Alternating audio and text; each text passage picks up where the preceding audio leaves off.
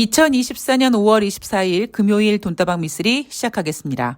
어제 방송은 제가 새날 출연 관계로 방송을 하루 쉬었습니다. 물론 매일매일 방송을 해드리면 너무 좋겠지만 아직까지 제가 시사와 정치 부분이 좀 약하다 보니까 새날 방송에 피해가 되지 않도록 나름대로 좀 준비를 하기 위해서 방송을 올려드리지 못했고요. 대신 주식시장에서 예상치 못했던 악재가 나와서 여러분들께서 엄청 멘탈이 흔들리신다든가 아니면 미쓰리가 예상했던 방향이 아니라 전혀 다른 쪽으로 확 방향을 틀어버린다든가 미쓰리가 예상하고 있었던 것과 전혀 다른 그림이 그려졌을 때는 제가 긴급하게라도 방송을 올려드리겠다고 약속을 드렸잖아요. 오늘 돈다방 미쓰리는 5월 20일 수요일, 5월 23일 목요일 뉴욕 증시 마감 현황 이틀치를 점검해 드릴 텐데 지금 시장이 보여주고 있는 모습은 미쓰리가 시장을 지금 되게 잘 보고 있구나. 그래서 어제 굳이 무리를 하진 않았습니다. 문제는 어제 새날 방송을 잘 하고 와서 잠을 잘 잤어요. 아침에 일어났는데 몸을 못 움직이겠더라고요. 이 왼쪽 등 쪽에 일명 담이라는 게 들어가지고요. 진짜 변기에 비데가 없었으면은 어떻게 하지 할 정도로 팔을 못 움직이고요. 어느 정도로 지금 심하냐면 숨을 쉴 때마다 아픕니다. 그래서 아마 오늘 방송을 들으신 분들은 미쓰리가 오늘 왜 이렇게 방송을 이렇게 느긋하게 해? 이렇게 말을 천천히 해? 이렇게 느끼실 수 있으실 거예요. 지금 상당히 말하기도 불편합니다. 그래서 오늘 방송은 조금 느리게 안단테로 진행하도록 하겠습니다. 여러분께서 좀 너그럽게 이해해 주시고요.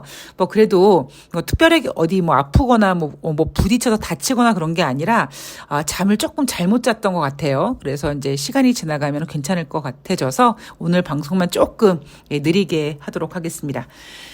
자, 5월 22일, 5월 23일 뉴욕 증시 마감 현황을 한꺼번에 점검해 드린다고 말씀을 드렸잖아요. 5월 20일 수요일 뉴욕 증시는요. 다우지수가 0.51% 하락, S&P 500이 0.27% 하락, 나스닥이 0.18% 하락했습니다. 5월 23일 목요일 뉴욕 증시는 수요일 뉴욕 증시보다 약간 하락폭이 더 컸습니다. 그래서 다우지수 같은 경우에는 1%대 이상 1.53% 하락했고요. S&P 500 같은 경우에는 0.74, 나스닥은 0.39% 하락했습니다. 뉴욕 증시 다우지수가 1% 넘게 하락하니까 급락했다라고 호들갑 떨기 시작했고요. 대한민국 주식시장 5월 24일 금요일 2700포인트를 이탈하자마자 2700포인트가 붕괴됐네 만에 호들갑 예은병들을 떨고 있습니다. 자, 지금 시장의 핫 이슈는 딱 두 가지예요. 5월 22일, 5월 23일 이틀 동안 뉴욕 증시를 지배한 이슈는 딱 두 가지인데 첫 번째는 엔비디아 그리고 두 번째는 5월달 FOMC 의사록입니다. 그런데 제가 이 두 가지 모두 답을 드렸잖아요. 엔비디아 같은 경우에는 실적은 이미 좋았고 주식시장에 이미 반영이 됐고 그런데 문제는 여전히 주식시장을 더 띄우려고 하다 보니 애플이나 테슬라 이런 것보다는 엔비디아에 훨씬 더 힘을 실어주는 게 낫겠다. 그래서 엔비디아가 실적이 좋았고 여지껏 상승했고 앞으로 더 상승할 가능성이 있고 이렇게 밀어붙이려고 하는 전문가들의 의지를 과연 주식시장이 어떻게 소화시킬까? 그것에 대한 관전 포인트가 있었고요.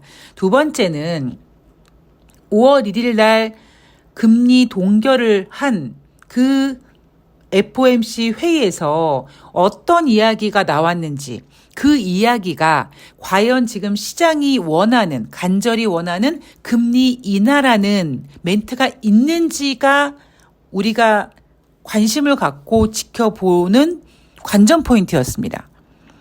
엔비디아 이야기는 하지 않겠습니다. 저는 물론 애플 같은 주식 좋죠. 그런데 뭐 항상 말씀드리지만 주식은 결국 타이밍이거든요.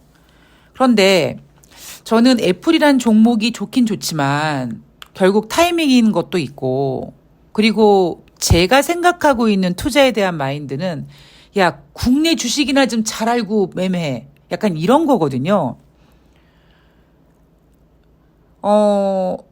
내가 만약에 오피스텔 같은 것을 얻을 때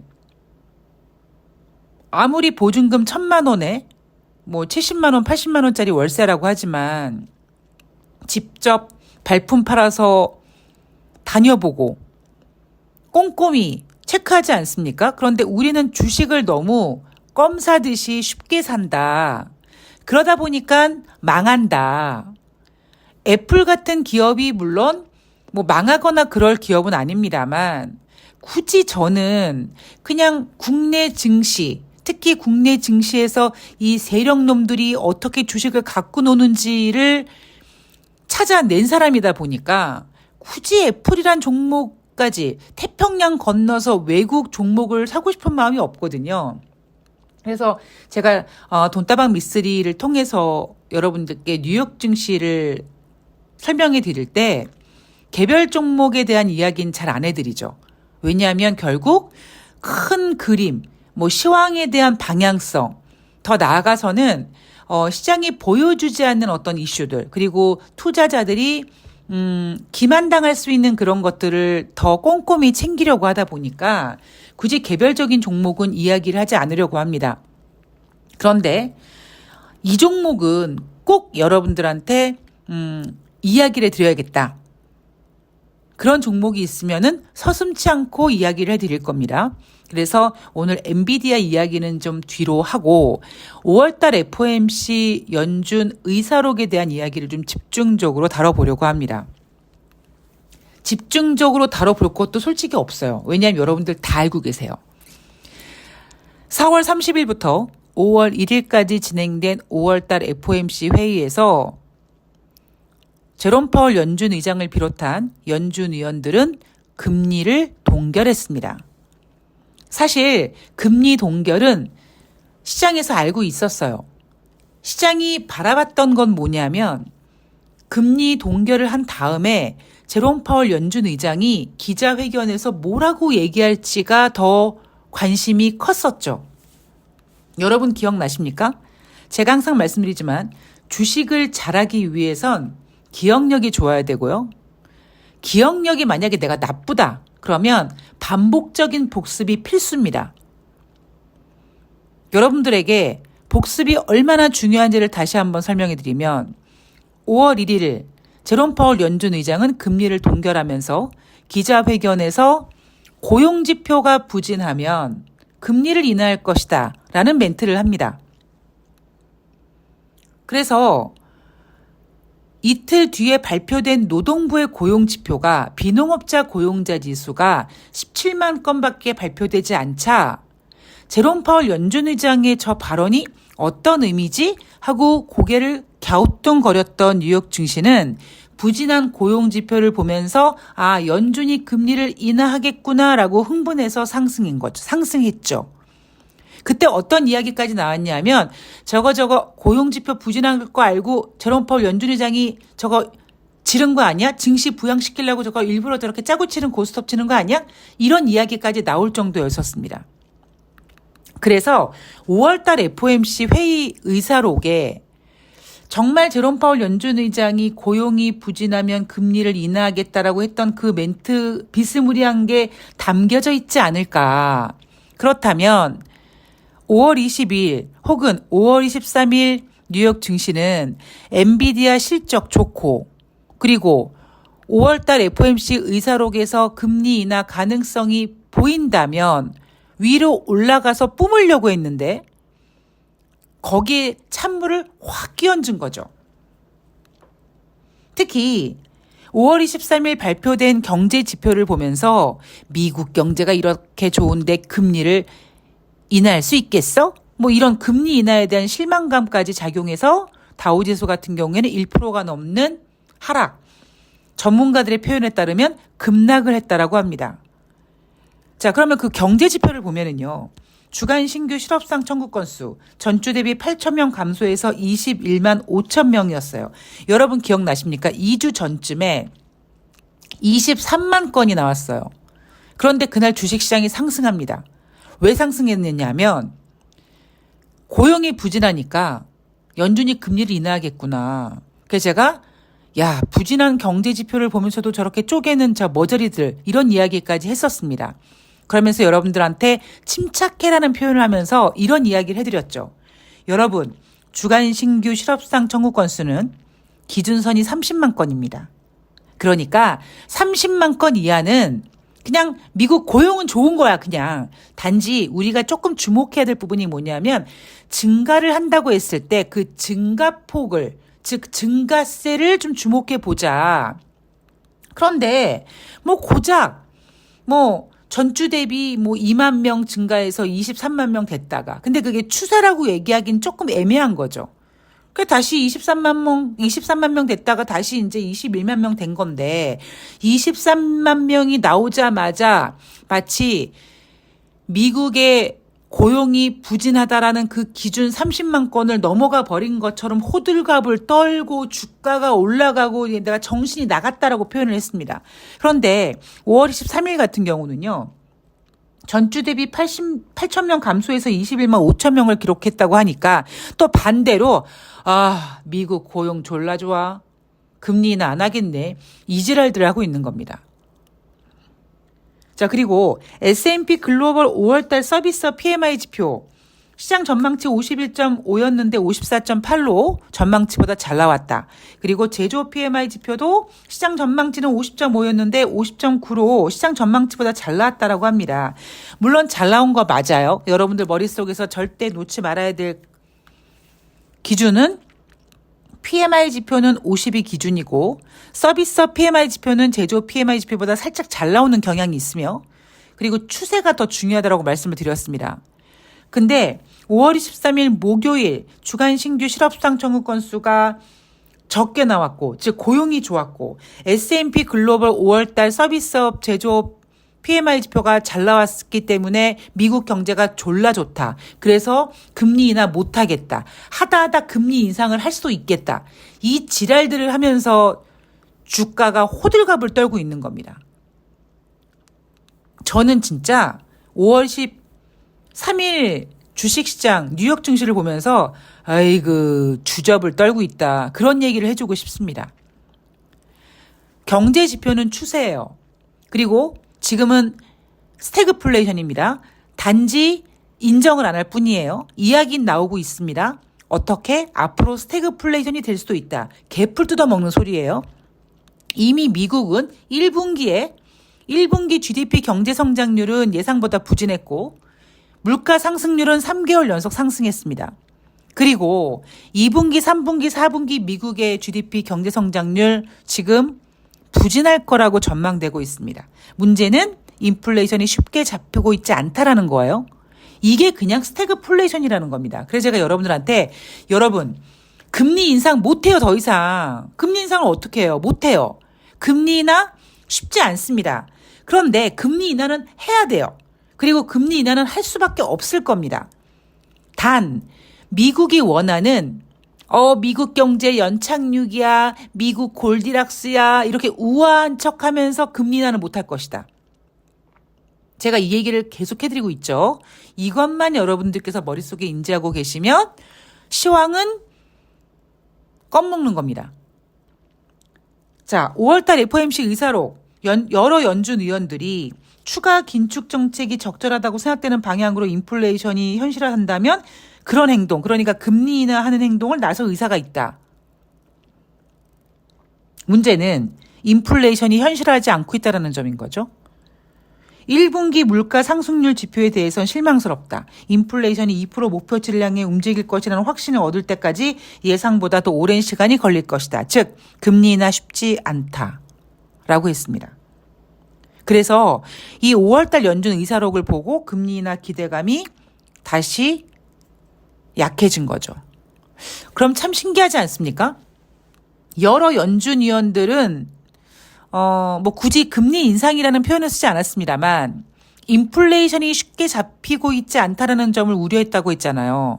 그런데 제롬 파월 연준 의장은 기자회견에서 고용지표가 안 좋으면 금리를 인하할 수 있다라고 얘기를 했습니다. 굉장히 시장을 혼란스럽게 만들었고, 제가 제롬 파월 연준 의장이 5월 1일 날 기자회견에서 그 이야기를 했을 때 제롬 파월 연준 의장만 그런 쇼를 하고 있는 거고 다른 연준 의원들은 상당히 머릿속이 복잡하다. 왜냐하면 인플레이션이 잡히지 않고 있기 때문에. 그래서 스태그플레이션이고, 그래서 금리 인상도 할 수 없고 금리 인하도 할 수 없고, 금리 인하는 하긴 하겠지만 연준의 계획대로 하는 게 아니라 연준이 금리 인하를 당할 수밖에 없는 일이 생길 것이다 라는 것이 제가 바라보고 있는 시장의 그림입니다. 자, 여기까지는 어찌 보면 한 얘기 또 하고 한 얘기 또 하고 되풀이 되는 얘기라고 볼 수 있습니다. 어제 새날 방송에서 푸나님께서 마지막에 이런 말씀하셨잖아요. 시청자분들이 보시기에는 한 얘기 또 하는 것 같고 한 얘기 또 하는 것 같다, 그렇게 느끼실 수 있다라고 말씀을 하셨는데 저는 그것 공감합니다. 왜냐하면 어려운 책도 100번 읽으면 이해가 간다고, 그리고 돈다방 미쓰리도 여러분들께 똑같은 이야기를 똑같이 해드리고 있어요. 근데 그 방향성이 정확하고 그 방향성이 한결같기 때문에 멘트가 되풀이되는 거예요. 그 방향성을 모르면 어제는 오르고, 만약에 어제 오르면 더 간다고 지랄, 오늘 빠지면 더 하락한다고 지랄, 그리고 뻔한 멘트들 있잖아요.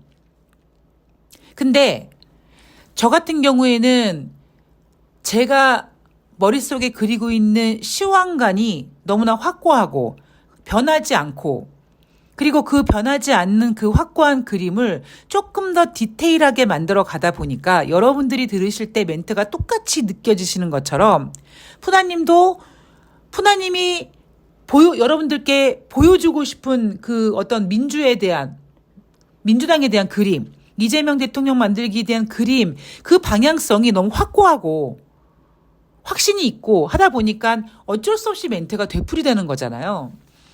근데 저는 푸나님께서 그런 말씀하셨을 때, 저 같은 경우는 정치 시사 잘 모르는 사람인데 그렇게 한결같은 이야기를 듣다 보면 뭔가 그래 뭔가 알 것 같아, 이런 느낌이 오거든요. 그것처럼 제가 여러분들한테 한결같은, 약간 지루할 수 있지만 뻔한 이야기인 것처럼 보이지만 쭉 들어보시면 어느 순간 제 머릿속에 여러분들 머리가 막 들어왔다 나갔다 하는 거거든요. 그리고 그 방향성이 틀리지 않잖아요. 왜 틀리지 않는지 제가 증거를 하나 보여드리도록 하겠습니다. 일요일 방송에서 여러분, NH투자증권이 이번 주 한 주 동안 코스피 예상밴드를 2700에서 2820포인트로 잡았었습니다. 제가 그때 일요일날 방송에서 뭐라고 했습니까? 여러분, 지난번에 NH투자증권이 2820포인트 잡았는데 인간 지표가 제일 중요해요, 막 그런 얘기하면서 2820포인트 못 갔어요, 막 그랬죠. 그리고 그 다음에 2820이 못 가니까 그 다음 주에 코스피 예상 밴드를 2810포인트로 10포인트 내립니다. 제가 그때도 깐죽거렸습니다. 아직까지 2800포인트 포기를 못했네요, 이랬습니다.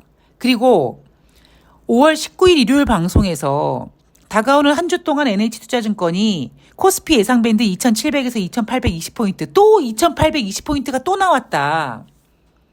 그런데 이번 주 한 주 동안은 연준 의원들의 발언들이 이어지는데, 그 연준 의원들의 발언들, 과거 발언들을 봤더니 모두 인플레이션에 대해서 우려하더라. 그래서 이번 주에 2820포인트 못 간다라고 제가 단언을 했죠. 오히려 증시가 하락한다고, 하락할 거라고 딱 얘기하진 않았습니다만 여러분들께 흥분하지 말고 조심하라고 말씀을 드렸습니다. 2700포인트 이탈된 상태고요. 개인들이 사던, 기관이 사던 회복하려고 하겠죠. 그런데 문제는 지금 주식시장은 저질이란 말이에요. 특히 대한민국 주식시장은 저질입니다. 안 돼요. 증권사들은 얼마 전에 3000포인트, 3100포인트 하반기에 외쳤습니다. 갈 거라고. 제가 안 된다고 얘기했죠.